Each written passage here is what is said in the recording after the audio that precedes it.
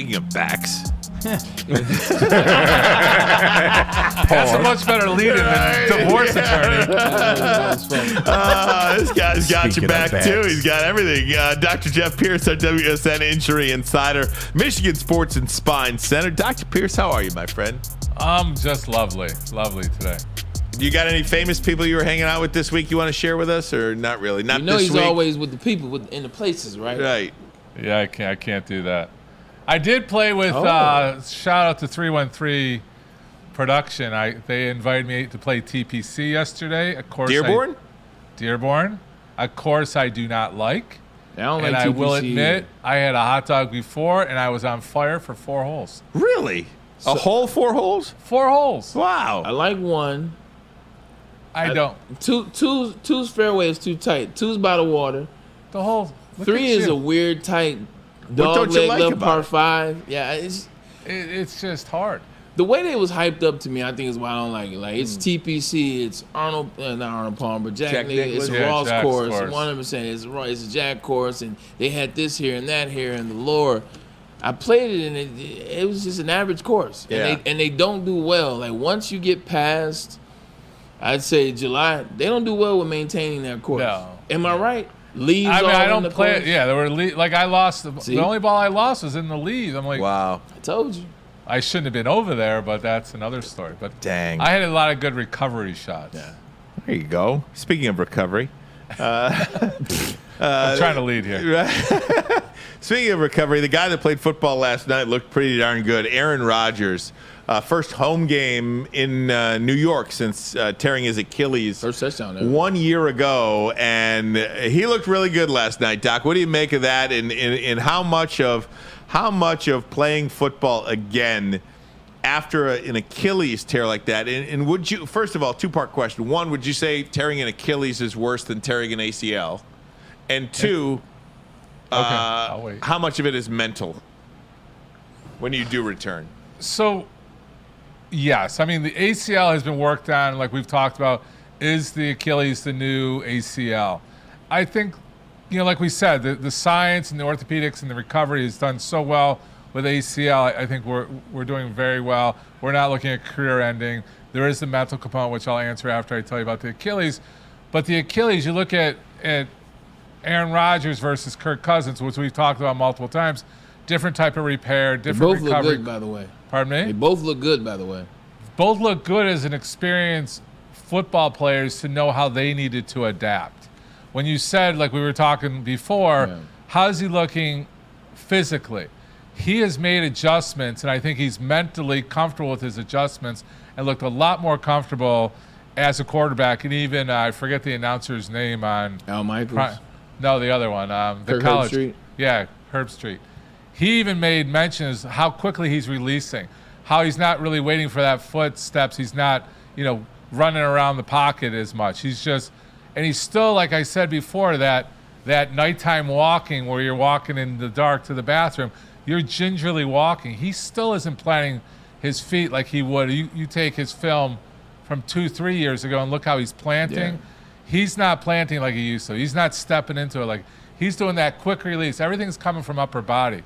So I guarantee you, he worked a lot on his upper body, although his arms don't look like Braylon's, but I think he had to look pretty good on that. He's got that quick snap, that he's got an internal clock that's 2 to 3 seconds, which they do. I need to release.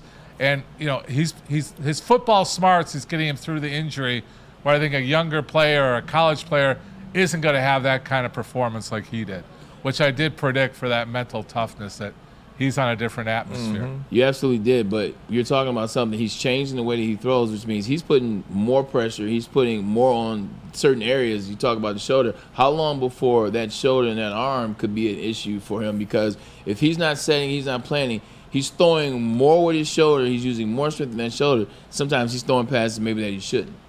Yeah, I mean, a lot of the power comes from the lower, from the hips down. Right. And if he's taking that out of the equation, he's going to put more stress out. But he's also changing his performance. Like Stafford, when he was injured, he was like, we were criticizing because he wasn't really throwing over 20 yards. Well, he probably didn't have the ability. Same thing with Aaron Rodgers.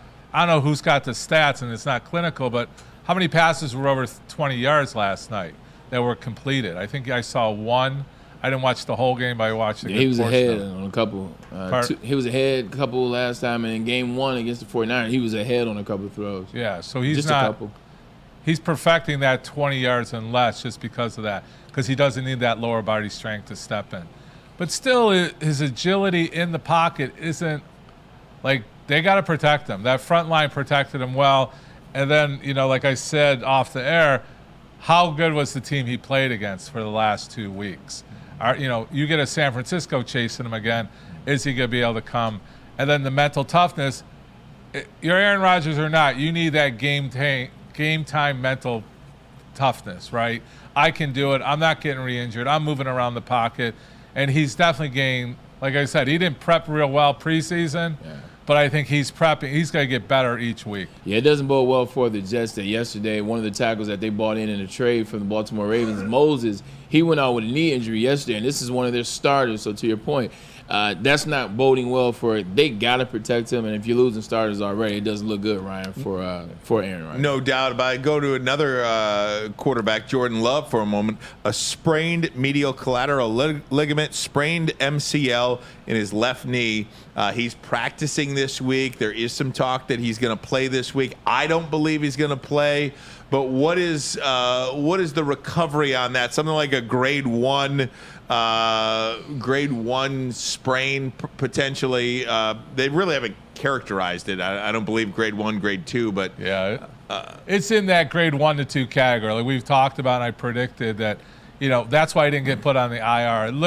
The injury when we broke it down, it looked a lot worse than it actually turned out to be. So I think on Green Bay's favor, it's turned out to be favorable, and they're pushing him. Is he going to be ready 100% for this Sunday? No. Could he play this week and have adjustments?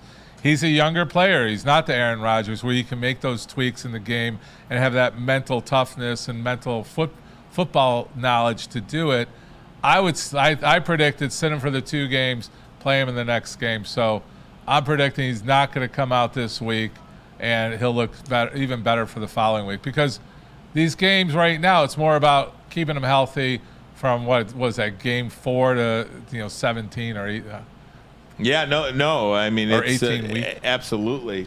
A little bit closer to home here, Lions. They've got some guys on the injury list. One of the players that's been out for quite some time with a hamstring injury is Ennis Rakestraw. We really don't know much about it, other than it's just continues to be listed as a hamstring injury. He's been out for weeks. How damaging? I mean, I guess how wide-ranging could the hamstring injuries be? I mean, you see guys with a hammy and they're back in a week. You see, but he feels like he's been out for a while. Yeah, different degrees. Was 3 degrees of hamstring? 3 to 4. 3 to 4 at 100%. Right. To your point, Ryan, and real quick, Doc, before you answer that question. I love when you answer the medical stuff.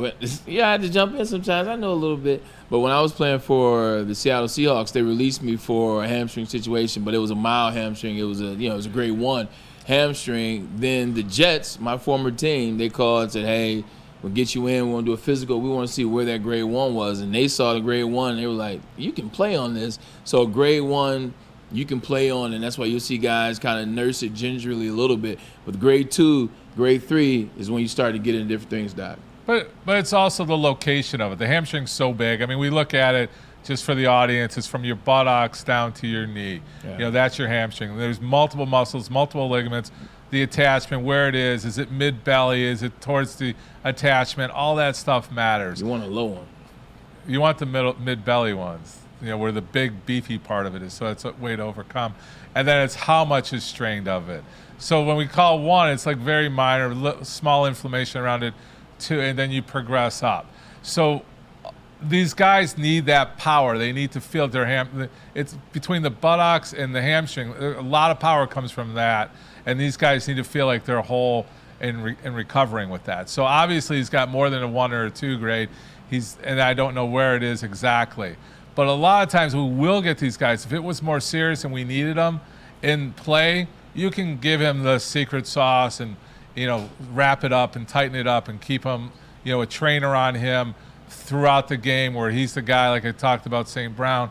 That's why that bike's out there. That's why that stationary bike's out there, to keep them warm. So that's another big thing. So right now, the staff, I think, is playing more conservative because where we are in the time of the season. I think as we get closer, we're going to see a bigger push. Like I said with Love, it's early. Let's let him sit. Let's not, because the chance of recovery or re-injury is very high right now. It's funny when you talk about being an older player, kind of understanding your body and know what you can and can't do. And I'm talking about the hamstrings. When I got to the Jets, Ryan, first game out the gate was a Monday Night Football game against the Tennessee Titans. And I knew I couldn't run. I didn't have every level of speed because if I would have gotten past 7, then I was going to pull my hamstring. But I was able to operate just knowing, all right, if I run at 7, I know how to plant. I know how to lean on this side so that the hamstring won't get tender. I know how to get in here and make this catch. I know how to take this hit. But if I would have tried to go to 8, if I would have tried to plant at 9, my hamstring would have told me, kiss you, you can F off. So you understand how to use your body the older you get. That is, you brought back a memory. I haven't thought about that. How many catches you have that game? 4 for like 40, 4 for like 50. All right, that's reasonable. Yeah, I was supposed to be done for the season, so I'll take it. I got a couple of minutes left. I wanted to ask you, I'm not sure how many concussions you see, but Tua, and this player has had so many concussions that we know of. He's had 3 concussions that we know of over the last 4 years. Talk, should he retire, should he not retire? As a medical doctor, what would your advice be to Tua if he came to you and said, Doc, what should I do? I would say we're going to sit on him for about 6 to 8 weeks, and we're going to put you through the recovery course. Because, like I said on the last show with Big D's guys, if this guy's not getting paid, we've already made a decision. He's got a lot of money on the line. I made the reference to Muhammad Ali. These concussions add up. It changes what your future is going to look like. I mean, it's been proven. It's been proven through the NFL. That's what needs to play. So there's typical recovery from concussion that he needs to get through before any decision making. He could be at home. We talked money. We talked salary.